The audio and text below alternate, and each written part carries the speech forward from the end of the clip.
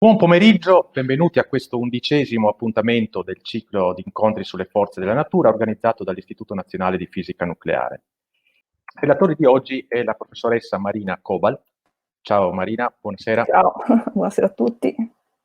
Marina Cobalt è professore ordinario all'Università di Udine e associata alla sezione di Trieste dell'Istituto Nazionale di Fisica Nucleare nel gruppo collegato di Udine e lavora al CERN di Ginevra per l'esperimento Atlas, di cui ha avuto anche importanti incarichi come il coordinamento nazionale. L'esperimento Atlas è uno dei maggiori esperimenti presso l'LHC, il Large Hadron Collider, che è il più grande acceleratore del mondo, con una circonferenza di 27 km. Marina però non ci parlerà di LHC stasera, ma di cosa stiamo progettando per andare oltre ad LHC, cioè della serie se non vi bastano 27 km di acceleratore, ve ne diamo uno da 100. Naturalmente non si tratta di un capriccio degli scienziati, ma di un naturale percorso verso i nuovi obiettivi della fisica delle particelle. Prima di passare la parola a Marina, vi ricordo al solito che se nel corso del seminario vi vengono in mente delle domande, scrivetele nella chat e alla fine della presentazione le esporremo a Marina. Marina, a te la scena. Grazie mille. Allora, io intanto ringrazio gli organizzatori e l'INFN per avermi dato la possibilità di fare questa presentazione. E la presentazione, come ha detto Enrico, che ringrazio anche per l'introduzione molto gentile, è relativa alle priorità che si è data o si sta dando la fisica delle particelle, la fisica che si fa agli acceleratori, nel dopo LHC. Quindi andremo a vedere, spero in un modo abbastanza semplice per tutti, quali sono i goal e gli obiettivi, quali sono le cose che si vanno a esplorare, quali sono le migliori macchine per farlo e quali le tecnologie per implementare queste macchine. E intanto ringrazio anche per la preparazione di questo talk i colleghi che elenco qua sotto, Patrizia Azzi, Donatella Lucchesi dell'Università di Padova e Lucio Rossi del CENE dell'Università di Milano per l'aiuto. E il punto da cui partire è sicuramente il modello standard, che ormai sappiamo perché se ne è già parlato anche in precedenti seminari di questa serie, e diciamo la tabella periodica che ci dice di cosa sono formate tutte le particelle composte in natura, tutta la materia stabile e non che conosciamo. Nel modello standard ci sono 12 particelle divise in 6 leptoni e 6 quark, tra i quali riconosciamo facilmente l'elettrone e i quark up e down che formano il protone e il neutrone, e questi formano insieme al neutrino elettronico la prima famiglia, che è quella di particelle più leggere, e poi altre due famiglie, ciascuna fatta da 2 leptoni e 2 quark, in ordine di massa crescente. Le particelle delle due famiglie di massa superiore decadono poi alla fine tutte nelle particelle della prima famiglia. Il modello standard non comprende soltanto questi, chiamiamoli mattoni fondamentali della materia, ma anche le forze, le interazioni che tengono insieme questi mattoni a formare poi tutti gli elementi che conosciamo. E queste forze sono la forza elettromagnetica che conosciamo e trasportata, il modello standard è una teoria che si sviluppa in un frame quanto meccanico relativistico, quindi le forze sono trasportate, diciamo, da quello che chiamiamo bosoni vettori, e per la forza elettromagnetica appunto abbiamo il fotone che conosciamo, poi c'è la forza debole che è quella preposta ai decadimenti radioattivi, che è trasportata da due bosoni di massa elevata, il W e lo Z0, la forza forte che è trasportata da 8 tipi diversi di gluoni. E qui è messa, come vedete, anche la forza gravitazionale, però in realtà sappiamo che all'interno del modello standard la forza gravitazionale non trova posto in questo quadro matematico, in questo frame matematico. Ci sono due strade per la conoscenza della struttura fondamentale della materia, e che sono le due strade con cui si è costruito poi il modello standard nel corso degli anni. Il primo è andare a produrre nuovi fenomeni, ovvero nuove particelle, così è stato costruito appunto la lista che abbiamo visto precedentemente dei mattoni della materia, che si vanno a creare quando disponiamo di un'energia sufficiente. E quindi una parte di questa strada della conoscenza è andare a vedere, a esplorare frontiere ad alta energia. L'altra strada invece è quella di studiare fenomeni che sono già noti, quindi magari anche produzione di particelle che già conosciamo, ma farlo con un'elevata precisione, andando quindi a confrontare per esempio la probabilità con cui queste particelle note vengono prodotte, e possiamo in questi studi ad alta precisione incontrare delle inconsistenze con la teoria che già abbiamo, che ci possono indicare appunto la strada per la possibile, diciamo, la possibile presenza di nuova fisica che può alterare quello che la teoria che conosciamo prevede e predice. E quindi c'è anche questa frontiera di alta precisione. Queste due strade sono quelle che appunto si sono seguite e che hanno portato a diverse scoperte ai collisori come il Large Hadron Collider che Enrico aveva nominato precedentemente. I collisori sono potenti microscopi, tutti sanno che cos'è il Large Hadron Collider, questo anello circolare di 27 km, che appunto microscopi che riescono a far collidere particelle di diverso tipo, possono essere protoni, oppure protoni contro antiprotoni o elettroni contro positroni, per appunto avere un'energia sufficientemente elevata nel centro di massa di questa collisione e poi produrre da questa energia nuove particelle, o produrre particelle note appunto e studiarle poi con attenzione.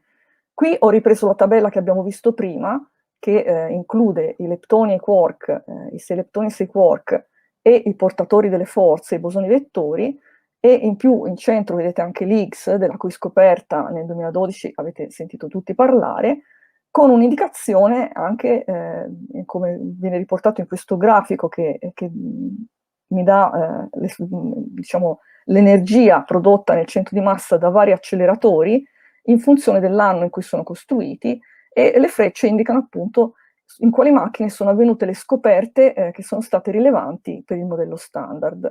L'ultima appunto è stata la scoperta dell'Higgs nel 2012 da parte dell'LHC. Lo stato dell'arte con le ultime scoperte che ha permesso appunto di completare questa tabella di particelle e mattoni fondamentali della materia e bosoni vettori, incluso l'Higgs, che è uno scalare, però una particella un pochino diversa, ha due momenti importanti negli ultimi anni, che sono il periodo che va dall'89 al 99, in cui alle varie previsioni sulla massa dell'ultimo quark che occorreva scoprire per completare il modello standard, il quark più pesante, che era il quark top, è seguita nel 95 l'osservazione e la scoperta all'acceleratore Tevatron, che era un collisore protone-antiprotone negli Stati Uniti, a Chicago, all'epoca la macchina più potente di scoperta. Quindi l'EP, che era una macchina a Ginevra, al CERN di Ginevra, un collisore elettrone-positrone, attraverso i legami che ci sono tra i parametri della teoria modello standard, facendo delle misure di elevatissima precisione, ci aveva dato delle indicazioni su quella che doveva essere la massa del top, che poi è stato effettivamente osservato nella regione di massa predetta da queste misure fatte al collisore E più e meno, e appunto la scoperta è stata confermata nel 95 dall'esperimento CDF e dall'esperimento D0. Un altro periodo importante è quello che va dal 97 al 2013, di nuovo le misure fatte all'EP, ma allo stesso Tevatron, su questi parametri fondamentali della teoria modello standard, danno delle indicazioni sulla massa dell'X che diventano sempre più precise, e alla fine nel 2012 il bosone di Higgs viene effettivamente osservato. Per questa scoperta Englert e Higgs hanno preso il premio Nobel praticamente subito, l'anno successivo, nel 2013. Purtroppo c'era un altro scienziato che si era occupato di questo studio, che era Brut, che però è deceduto prima dell'assegnazione del Nobel, e il Nobel non viene dato postumo. Quello che abbiamo imparato, diciamo, per il momento, è che il modello standard è una teoria, sembra essere una teoria consistente, descrive tutti i fenomeni che abbiamo osservato ai collisori e di fatto tutta la fisica delle particelle, esclusa qualche parte che non siamo ancora riusciti a inserire all'interno della teoria. È stato verificato con estrema precisione e in modi spesso complementari, quindi con principi diversi, in macchine completamente diverse, come appunto l'acceleratore di elettroni e positroni LEP, l'SLC, il Tevatron, acceleratore protone-antiprotone, e l'LHC. In tantissimi anni non siamo stati ancora in grado di trovare un segnale di fisica che contraddica pesantemente, diciamo in modo molto significativo, il modello standard. E se andate a vedere il numero di misure che sono state fatte, qui mi limito semplicemente a quelle LHC, dove 2 esperimenti, ATLAS e CMS, hanno analizzato praticamente quasi tutti i canali di produzione e decadimento previsti nel modello standard, inclusi quelli per l'Higgs, non trovando nessuna deviazione rispetto a quanto previsto dalla teoria. E tuttavia nessuno di noi è convinto che il modello standard sia la questione finale, la storia finale. Ci sono ancora molte questioni aperte, una fra tutte è quella forse più nota, e di cui vi parlerà più in dettaglio il professor Salucci domani. Il modello standard descrive la materia conosciuta, quella che misuriamo guardando anche al cosmo, che è circa il 5% del nostro universo. C'è un restante 95% che agisce sul moto delle galassie, sembra agire sul moto delle galassie, che non riusciamo a spiegare utilizzando i mattoni fondamentali del modello standard. Quindi c'è il famoso problema della materia e dell'energia oscura, e in più ci sono anche tante altre questioni aperte alle quali il modello standard non risponde, per esempio l'eccesso di materia rispetto ad antimateria nel nostro universo. Il modello standard, oltre alle 12 particelle mattoni fondamentali, prevede anche altre 12 particelle di antimateria, particelle che sono i corrispondenti, diciamo, delle particelle di materia, ma hanno per esempio carica negativa e stessa massa. Quindi in realtà le particelle sono 12 più 12, ma l'antimateria sappiamo che nel nostro universo è in percentuale minuscola rispetto alla materia. E questa asimmetria, perché è sorta, non è spiegato all'interno della teoria. Un'altra cosa curiosa nel modello standard è che queste 12 particelle, mattoni fondamentali della materia, hanno masse molto diverse, ma hanno masse diverse in un range di circa 10.000 miliardi, quindi differenze veramente enormi e abbastanza inspiegabili. Andiamo dal fotone a massa nulla fino al top quark, che è 175 giga electron volt, dove l'electron volt è l'unità di misura che usiamo per l'energia, e l'energia che acquisisce un elettrone sottoposto alla differenza di 1 volt, tipo quello di una pila del nostro telecomando di casa, e giga è un suffisso, chilo, mega, giga, che sta per 10 alla 9, 1 miliardo. C'è poi il problema della forza di gravità che non riusciamo a inserire all'interno del modello standard, e quindi sorge la domanda se il modello standard non sia semplicemente una parte di una teoria molto più generale che riesce a inglobare anche le risposte a tutte queste domande e questioni aperte. Allora, attualmente la macchina che ha preso dati finora è stato il Large Hadron Collider, che fa collidere protoni contro protoni, 2 fasci che si muovono in senso opposto, e li fa collidere dopo che hanno raggiunto praticamente la velocità prossima alla velocità della luce, a 13 teraelectronvolt nel centro di massa, sono 1000 miliardi, e raccogliendo una quantità di dati che se la mettessimo nei vecchi CD formerebbe una pila più alta del Monte Bianco. Il futuro prossimo è dato da un upgrade di questo acceleratore, quello che si chiama High Luminosity LHC, l'LHC ad alta luminosità, che lavorerà a 14 teraelectronvolt, quindi un piccolo incremento di energia, ma con una luminosità, vedremo tra poco cosa significa questa quantità, molto più elevata, 10 volte più alta di quella dell'LHC. L'High Luminosity LHC è già una realtà, stiamo lavorando sia sull'acceleratore che sui rivelatori che dovranno prendere i dati, e sono coinvolti una trentina di istituti in 13 paesi in tutto il mondo. L'LHC High Luminosity è un progetto che vuole produrre dei breakthrough non soltanto nell'ambito della fisica, vedremo come, ma anche nell'ambito tecnologico. È un pochino un ponte, diciamo, tra il presente, che è il Large Hadron Collider, e il futuro, che vedremo, che sono i grandi acceleratori circolari che verranno costruiti in qualche decina di anni. La Luminosity LHC però è il futuro vicino, parliamo del 2024, e diciamo, capisco che in questo momento parlare di acceleratori non è proprio il massimo, avendo problemi contingenti più seri, però è bello comunque pensare al futuro e sapere che, diciamo, molti di noi, come tutti, si dedicano a qualcosa che non sarà solo per noi e per la nostra generazione, ma anche per le prossime. Quindi è lavorare un pochino per il futuro anche di tutti noi e della scienza.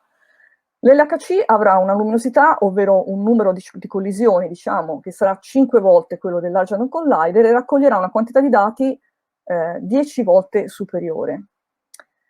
Ci saranno circa 200 interazioni protoni-protoni ad ogni incrocio dei fasci, all'LHC erano molte di meno, erano 40-60, e l'LHC ad alta luminosità dovrebbe abbracciare un periodo tra la costruzione e il termine della presa dati dal 2024 al 2040, quindi sono circa 15 anni di lavoro con questa nuova macchina, che dovrebbe essere in grado di raccogliere 15 milioni di eventi di X contro i 3 milioni che va raccolto l'LHC. E qui sotto vedete la timeline diciamo, dell'acceleratore LHC, la freccia rossa è dove siamo adesso, e poi la transizione, Covid permettendo, ovviamente speriamo che non porti a troppi ritardi, verso l'High Luminosity LHC. Cosa impareremo dall'High Luminosity LHC? Avremo più dati, quindi potremo misurare meglio diverse quantità di fisica, come per esempio certe proprietà dell'X. L'X lo abbiamo prodotto e studiato all'LHC, ma per fare degli studi di alta precisione, quegli studi di cui parlavo prima, che possono portare a vedere, a identificare delle deviazioni dalla teoria, abbiamo bisogno di tanti dati. E quindi con l'LHC ad alta luminosità dovremmo ridurre le incertezze sulla misura di come l'X interagisce con tutte le altre particelle, dando a queste particelle la massa, sappiamo attraverso il meccanismo di X, a livello del 2-4%, quindi riducendole di un fattore che va da 2 a 5 rispetto ai valori che abbiamo adesso all'LHC. E anche la massa del top, che è uno dei parametri importanti del modello standard, dovremmo misurarla con una precisione molto maggiore di adesso. È una precisione che ci potrebbe avvicinare a identificare nuova fisica, se questa esiste, alla scala del TeV. Anche se, a essere onesti, l'impressione che abbiamo avuto dall'LHC è che se questa fisica alla scala del TeV esiste veramente, si nasconde bene, perché appunto per adesso non abbiamo avuto molti segnali. E a sinistra vedete questo istogramma che mostra una previsione dell'incertezza che avremo su tutti questi parametri che sono legati all'accoppiamento dell'X con le altre particelle del modello standard. Sapete che più questi parametri, questi accoppiamenti sono forti, sono alti, più l'X interagisce in modo intenso con la particella e più la particella acquisisce una massa pesante. E quindi, diciamo, misurare questi parametri è importante per capire anche come funziona questo meccanismo di X. Nel prodotto di destra invece avete la massa del top in funzione della massa W, questi sono due parametri che all'interno del modello standard sono legati, devono essere legati da precise relazioni.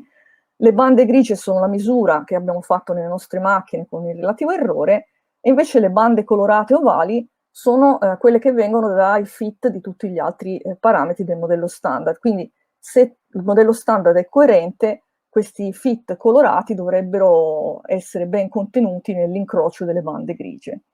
E quelli, diciamo, più chiari sono quelli, diciamo, relativi alla proiezione dell'High Luminosity LHC, questi ovali celesti. Sono diversi tipi di fit, inserendo dentro le masse W e del top misurate o meno. E come vedete, insomma, diciamo, la precisione con il fit, quello che si chiama full fit ai luminosity dell'HC, ci permetterà sicuramente di vedere meglio se ci sono delle deviazioni dalla teoria. Fare l'High Luminosity LHC vuol dire modificare l'acceleratore presente e apportare modifiche dal punto di vista dei magneti e di altri componenti dell'acceleratore a più di 1,5 km dell'LHC, ma sono previsti anche opere di ingegneria civile, perché cambierà per esempio il sistema di raffreddamento di parti dell'acceleratore e dei rivelatori, per cui ci saranno appunto anche spese per esempio per l'ingegneria civile dell'ordine del 25% di quelle fatte per l'HC, quindi è un'opera abbastanza importante che ci terrà impegnati nei prossimi anni. Le modifiche principali per aumentare la luminosità, cioè il numero di collisioni, e l'inserimento di nuovi quadrupoli, che sono dei magneti che servono a focalizzare i fasci, strizzarli in modo che viaggino i protoni, diciamo, più vicini, che passeranno a 11-12 Tesla, un upgrade dell'ottica del fascio. In qualche modo si farà sì che il fascio venga degradato interagendo con l'aria che nel tubo a vuoto in cui circola meno. Il fascio di protoni, i fasci di protoni, man mano che viaggiano, perdono diciamo, la loro purezza, la loro qualità, perché parte dei protoni può interagire con qualche molecola residua all'interno di questo tubo a vuoto dove circolano. E questo è stato fatto in modo, migliorando quest'ottica del fascio, che ci siano meno protoni che si allontanano dall'orbita nominale e poi magari interagiscono appunto fuori dall'orbita. Sono state poi inserite le cosiddette cavità Crab nel progetto AI Luminosity LHC, che servono ad aprire un po' in momento trasverso i fasci poco prima dei punti di collisione, in modo che l'overlap tra i fasci che viaggiano in direzione opposte sia più grande e aumenti in questo modo il numero delle collisioni. Verranno inseriti collimatori di protezione per proteggere appunto le pareti del tubo a vuoto, ma anche i rivelatori. Anche i dipoli verranno in parte sostituiti. I dipoli adesso sono lunghi 12 metri, verranno sostituiti da 2 dipoli più corti, per un totale di 11 metri, sono 2 dipoli da 5,5 metri, ma più potenti perché devono dare la stessa deflessione in una lunghezza minima, e il fatto che questi dipoli sono più corti permette di inserire ulteriori collimatori.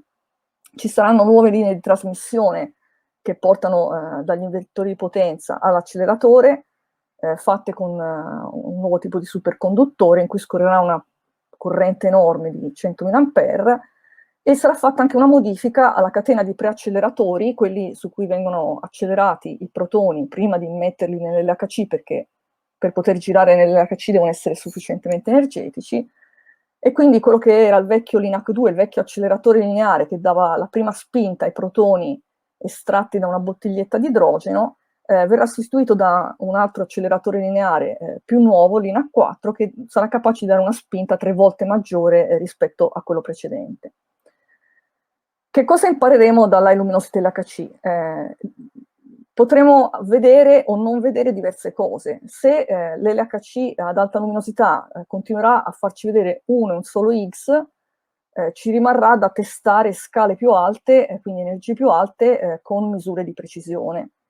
Se invece avremo visto più bosoni di X, cercheremo di studiarli per capire che origine hanno, che teoria li spiega, e se avremo visto nuove particelle non diciamo, previste dal modello standard, a quel punto andremo a cercare di capire la teoria che le prevede e misurare i parametri di questa teoria. Quindi queste sono le 3 cose fondamentali che potrebbero succedere, e ovviamente a seconda di quello che succederà la nuova fisica diciamo, avrà la strada segnata da queste osservazioni.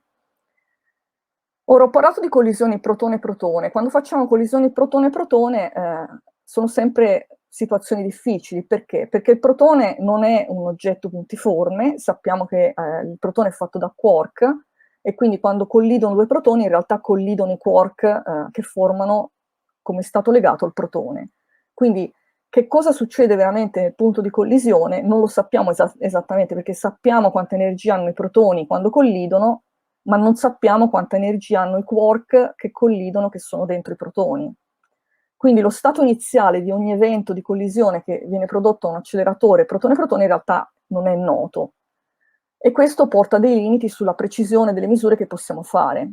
In più, siccome appunto i protoni sono complessi, non interagiscono soltanto 2 quark dei protoni che fanno una collisione frontale, ma interagiscono anche i protoni di quei pacchetti che si incontrano e si mescolano passando nello stesso punto, scambiandosi i gluoni e producendo delle particelle magari non molto energetiche, che però possono disturbare la mia misura interessante. Quindi in generale ho produzione di tantissime particelle, anche seppur a energia più bassa, che producono un livello di radiazione abbastanza elevato. La cosa bella però è che con le collisioni protone-protone sono essenzialmente le migliori per studiare le interazioni forti che hanno energie, hanno sezioni d'urto, quindi probabilità elevate, e possiamo raggiungere con i protoni un'energia elevata nel centro di massa molto facilmente, perché quando li acceleriamo nell'acceleratore non perdono energia per emissione di radiazione di sincrotrone, o meglio, ne perdono molto poca. Le collisioni elettrone-positrone invece sono molto pulite, perché l'elettrone e il positrone sono oggetti puntiformi, hanno uno stato iniziale molto ben definito, e quindi anche lo stato finale, per le varie leggi di conservazione dell'energia, del momento, eccetera, è molto pulito. Non ci sono gluoni che producono strani segnali che si sovrappongono al segnale di interesse. Posso fare misure di precisione, sono molto sensibile in questo tipo di collisione ai processi di natura elettrodebole. A basse energie riesco anche ad avere un'alta luminosità, quindi a produrre tante collisioni. Se mi interessano energie però molto elevate, dell'ordine del TeV o sopra, il collisionatore elettrone-positrone diventa impraticabile, perché gli elettroni, quando vengono accelerati, ce lo dice la quanto elettrodinamica, emettono radiazione, la radiazione di sincrotrone, perdono energia che devo continuamente rimettere nell'acceleratore, e se questa energia diventa elevata è un problema. Quindi a quel punto è meglio costruire un cosiddetto collisionatore lineare, in cui gli elettroni vengono accelerati linearmente e non facendoli viaggiare in un anello. La radiazione sincrotrone è legata al valore della massa delle particelle. Più la particella è leggera, più emette questa radiazione sincrotrone. Va come la potenza alla quarta, cioè la potenza della radiazione emessa va come la massa alla quarta inverso, quindi è una dipendenza molto forte dalla massa. Ora, per andare alla prossima generazione di acceleratori, quindi andare a una scala di energia, un ordine di grandezza superiore a quella che abbiamo esplorato all'LHC, ci sono diverse idee. Ci sono diversi acceleratori che vogliono accelerare elettroni e positroni. Qui vedete il centro, l'energia nel centro di massa previsto in funzione dell'anno di realizzazione. Tutte le macchine in bianco sono quelle che sono già state costruite, molte non esistono nemmeno più, e a destra invece, nella parte più gialla, vedete le macchine future, e ce ne sono diverse che adesso vi andrò a illustrare in modo appunto un po' qualitativo. Andare a vedere una scala di energia, quindi avere un'energia in centro di massa di 100 TeV, vuol dire andare a esplorare dimensioni dell'ordine di 10 alla meno 19 metri, perché maggiore è l'energia che riusciamo a mettere nel centro di massa, più piccola è la distanza che riusciamo a risolvere. Funziona proprio come un microscopio l'acceleratore, no? Nel microscopio spariamo fotoni contro un oggetto per capire la sua struttura. Maggiore l'energia dei fotoni che spariamo contro, più piccola è, diciamo, la struttura che riusciamo a evidenziare. Negli acceleratori spariamo particelle contro particelle. Adesso CEPC è un acceleratore che accelera elettroni e positroni, ed è un progetto cinese. Abbiamo due acceleratori lineari che sono ILC e CLIC, un acceleratore circolare elettrone-positrone, l'FCC. Come vedete gli acceleratori lineari lavorano a diverse energie, perché di solito appunto con gli acceleratori lineari è interessante variare l'energia, anche con quelli circolari, ma ci sono quelli che hanno elettrone e positrone, in cui possiamo capire bene lo stato iniziale, come dicevo prima. È interessante variare l'energia e fare uno scan in vari punti di energia. Il punto più alto a livello di energia nel centro di massa è l'FCC, che sta per Future Circular Collider, che intende accelerare protoni contro protoni.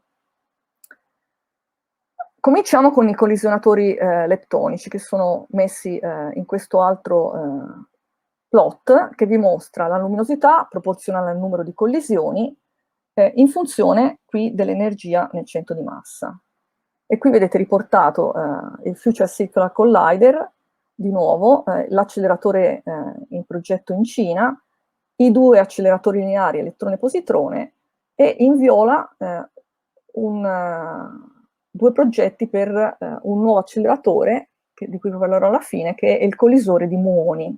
Quindi si possono far collidere non solo protoni ed elettroni, ma anche muoni. Due parole sui collisori lineari. C'erano due progetti che sono stati in piedi per tantissimi anni, l'ILC e CLIC. L'ILC me lo ricordo quando ero uno studente ancora, figuratevi.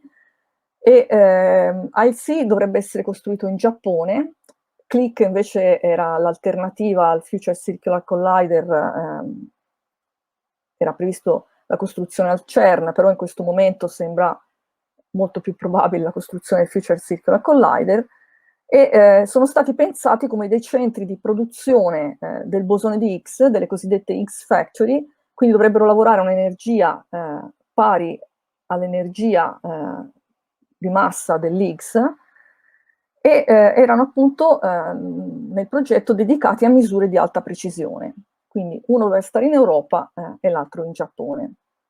In realtà il futuro più lontano e più probabile sembra essere riservato al cosiddetto Future Circular Collider.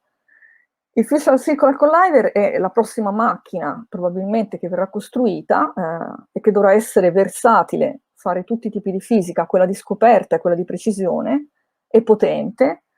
A questa macchina si richiede una sensibilità, una precisione dell'energia maggiore di quella dell'High Luminosity LHC, e dovrebbe funzionare, come vedete nel timescale temporale, diciamo, cominciare a prendere dati dal 2034 e andare fin dopo il 2055. Quindi anche qui parliamo di un futuro abbastanza lontano. Questa macchina dovrebbe funzionare appunto come il solito collisionatore. Vedremo che andrà in 2 step, e qui vedete confrontate le dimensioni del Tevatron, che era la macchina a Chicago, al Fermi National Laboratory, dove è stato scoperto il top, che andava a 2 TeV, poi il Large Hadron Collider, che era ospitato nello stesso tunnel del LEP, quindi parliamo di 27 km di circonferenza e 13-14 TeV di energia nel centro di massa, e queste sono le dimensioni del Future Circular Collider, che prevede una circonferenza di 100 km e dovrebbe essere in grado di raggiungere, quando sarà in funzione nel modo hadronico, protone contro protone, 100 TeV. Questo esperimento è già una realtà, nel senso che c'è già una collaborazione che ha relazioni forti con l'industria, che sta studiando i magneti per costruire, l'ingegneria civile, eccetera, eccetera. Ci sono 135 istituti da 34 paesi. Che cosa prevede? Questo Future Circular Collider prevede la costruzione di un tunnel di circonferenza, come abbiamo detto, di 100 km sotto Ginevra. Dovrebbe andare dal Giura, lo vedete, passare sotto o nel mezzo del lago di Ginevra. Questo non è ancora chiaro perché stanno studiando la parte, diciamo, di scavi di ingegneria civile, e non è facilissimo costruire un tunnel di 100 km in quella zona, fino alla siamo nella zona delle Prealpi. Quindi bisogna cercare di evitare tutta la zona del Giura, dove c'è essenzialmente calcare, che non è proprio il posto ideale per dove fare scavi, e non sanno ancora se passeranno sotto un lago che ha una profondità di circa 330 metri, o una parte del tunnel passerà dentro il lago. Quindi questo si sta ancora discutendo. È uno sforzo tecnologico lungo da prevedere, e andrà in due step. Il primo step vede il Future Circular Collider funzionare come un collisionatore leptonico, quindi per misure di estrema precisione, con un'energia che varierà da 90 a 360 gigaelectronvolt. A 90 GeV si studiano le particelle del modello standard, a 360 GeV si va a studiare la produzione di 2 bosoni di Higgs, quindi è fatto essenzialmente per fare misure di precisione sul modello standard e sul bosone di Higgs in particolare. Ha un programma di fisica, diciamo, che dovrebbe bastare per i prossimi 50 anni. Quindi qua vedete come apparirebbe sul territorio accanto all'LHC, quindi circonda praticamente tutta la città di Ginevra. La tecnologia coinvolta per costruire questo grande acceleratore implica la costruzione di magneti da 16 Tesla. Come vi ho detto, stiamo lavorando per avere magneti da 11-12 Tesla, e quindi questo implica una ricerca innovativa estrema su superconduttori, un efficiente sistema di accelerazione a radiofrequenza. Le cavità a radiofrequenza ormai che producono il campo elettrico che accelera le particelle lungo l'anello, gli dà la spinta, no? Mentre i magneti dipoli di cui parlavo prima piegano le particelle a seguire l'orbita circolare, e le cavità a radiofrequenza che danno la spinta sono già, diciamo, sfruttate al massimo in questo momento, quindi si cercherà di portare veramente ai limiti l'accelerazione. Dovrà essere ripensata l'infrastruttura criogenica, che dovrà essere molto efficiente sia per l'acceleratore che anche poi per gli esperimenti, e stessa cosa per l'alimentazione, e tutto, incluso anche la parte di scavi, deve essere efficiente in termini di costi e soprattutto anche di riutilizzo del materiale nel caso dello scavo, e anche di non inquinamento, di rispetto dell'ambiente. Adesso c'è tutto, diciamo, ci sono delle direttive che anche nel nostro campo stiamo seguendo, per esempio anche per l'utilizzo dei gas. Il CERN e tutti gli istituti coinvolti sono molto attenti anche a queste tematiche. Qui è un esempio della presa dati prevista per il Future Circular Collider nel momento in cui lavorerà nel primo step in modalità elettrone-positrone.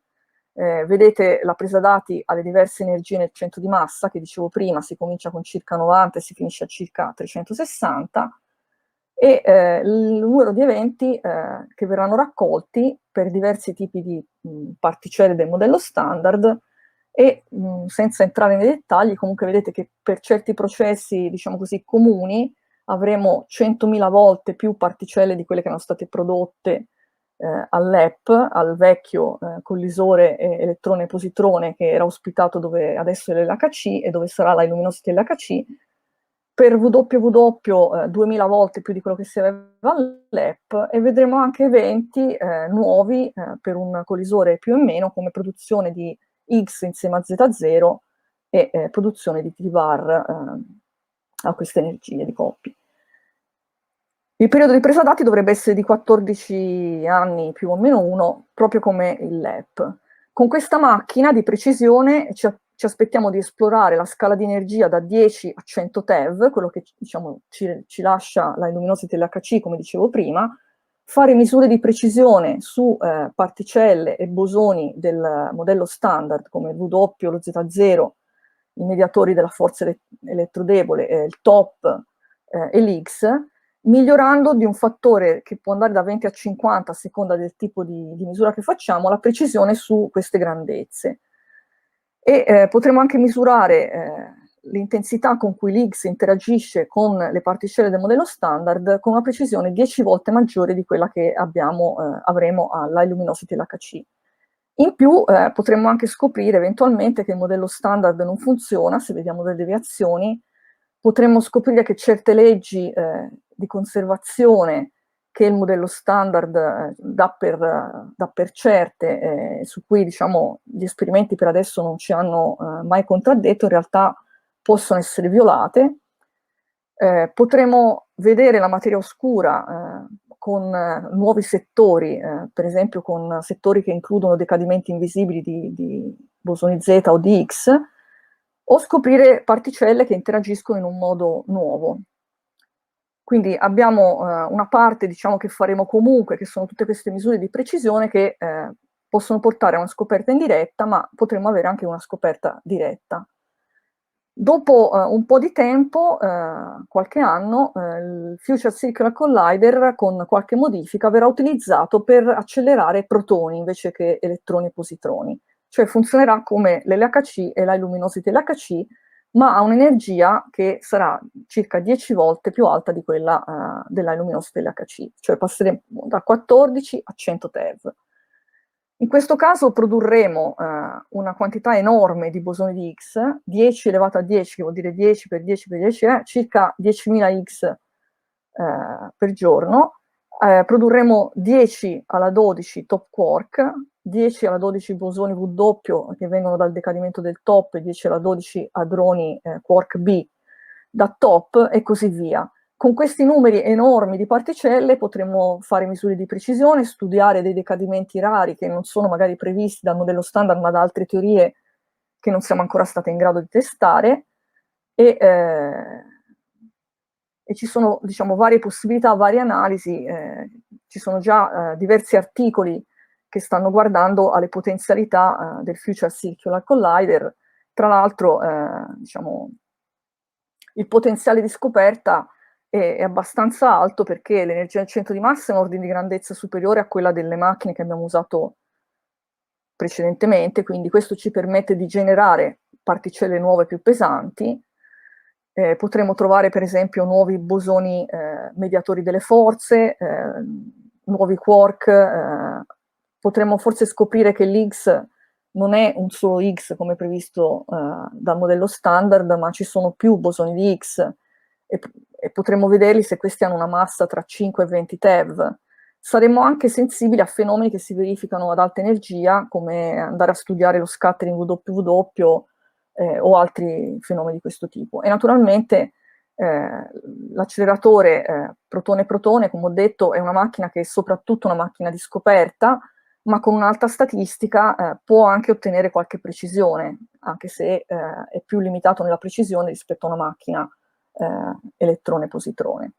E appunto, come vi dicevo, sono cominciati tanti lavori, anche noi di Udine Trieste, stiamo lavorando con i teorici, per esempio, per andare a studiare, in questo caso è un articolo che abbiamo pubblicato a agosto, sul possibilità di decadimento di un bosone Z in un fotone dark invisibile, andando a vedere quello che vedremo alla luminosità dell'HC, ma anche ai futuri collisori leptonici.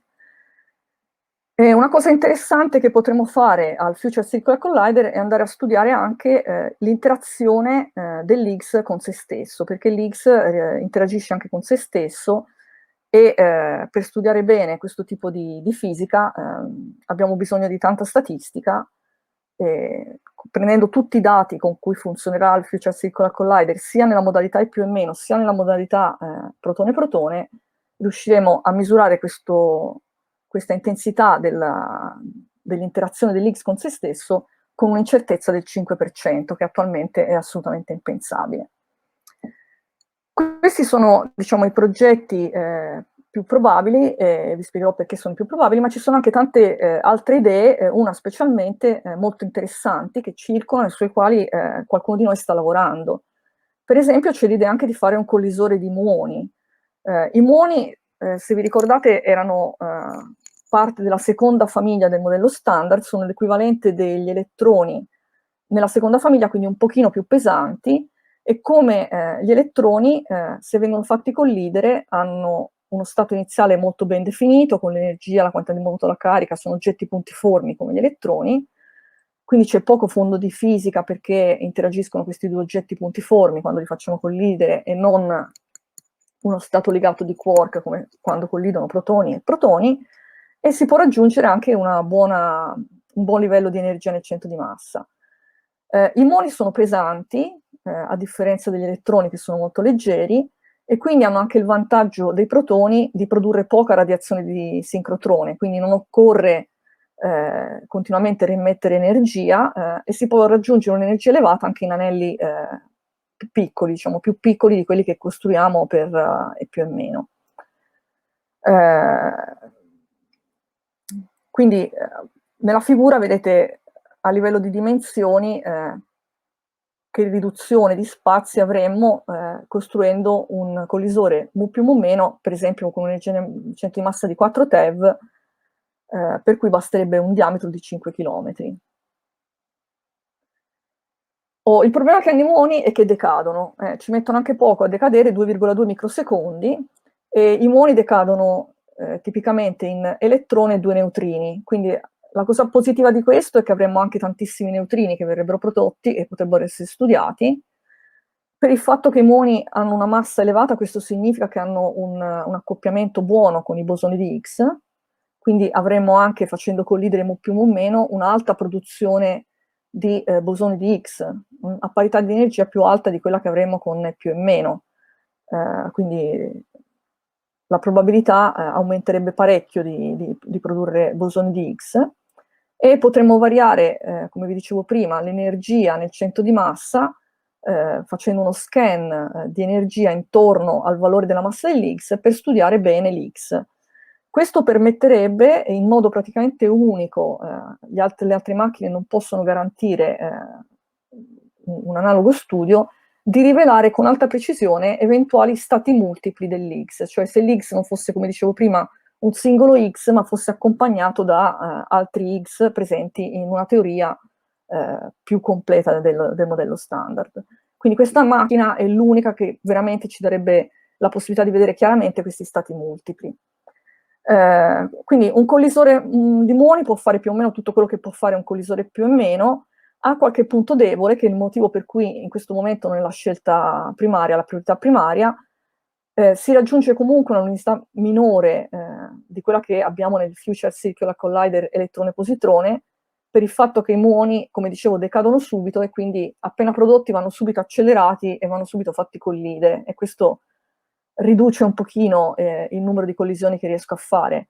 Per esempio già dal momento di produzione al momento in cui vengono immessi c'è una riduzione in fattore 10 nel numero dei muoni che faccio entrare nell'anello.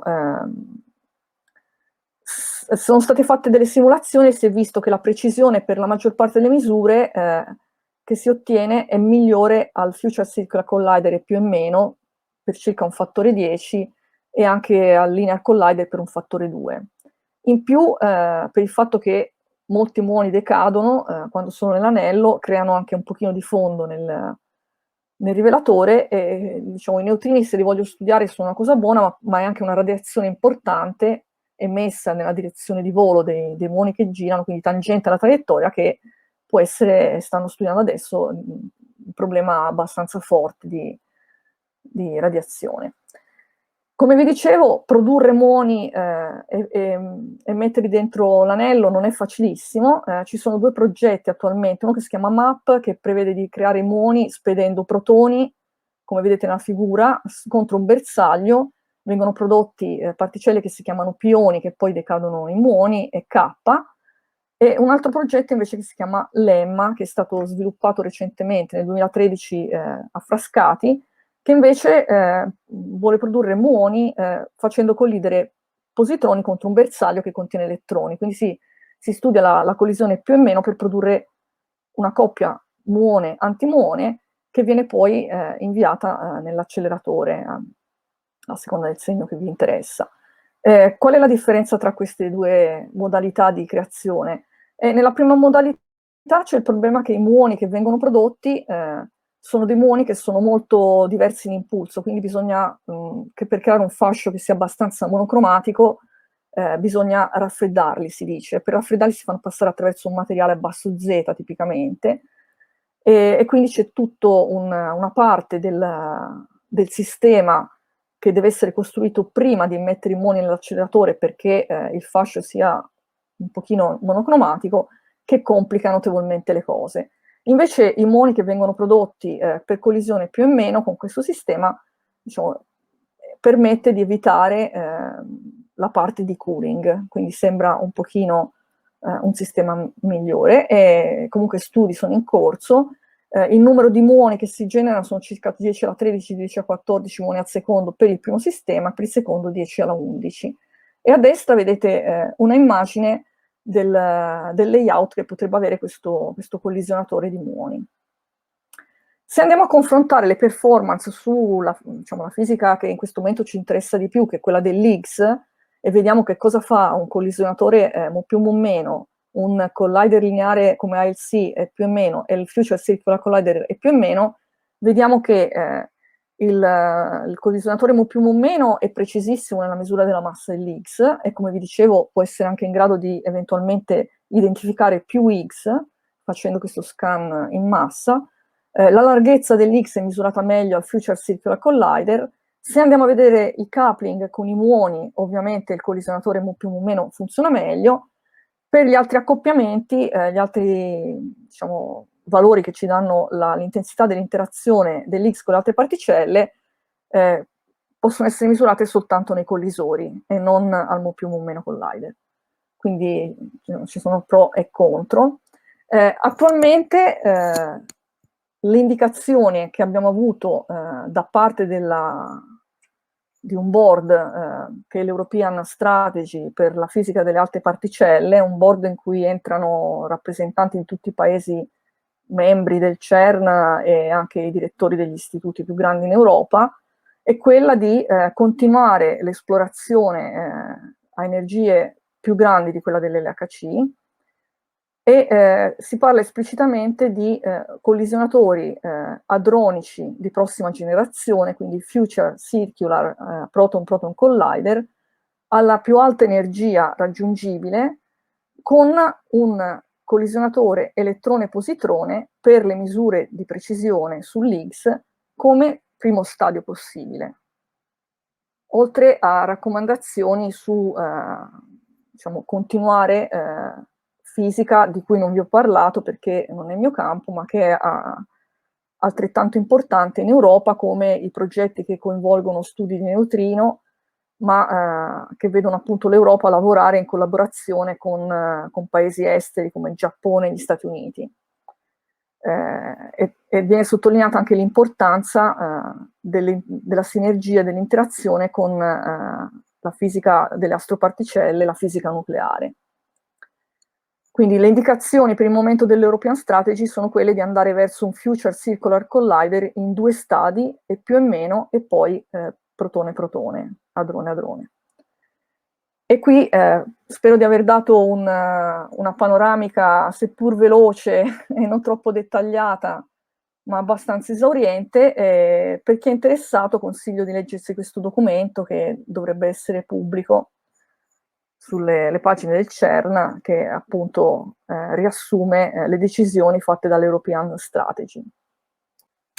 Marina, siamo in chiusura, abbiamo raggiunto il termine del tempo a nostra disposizione, quindi io ti ringrazio ancora per questo interessantissimo seminario. Grazie anche a chi ci ha seguito in streaming e grazie ancora Marina e buonasera a tutti.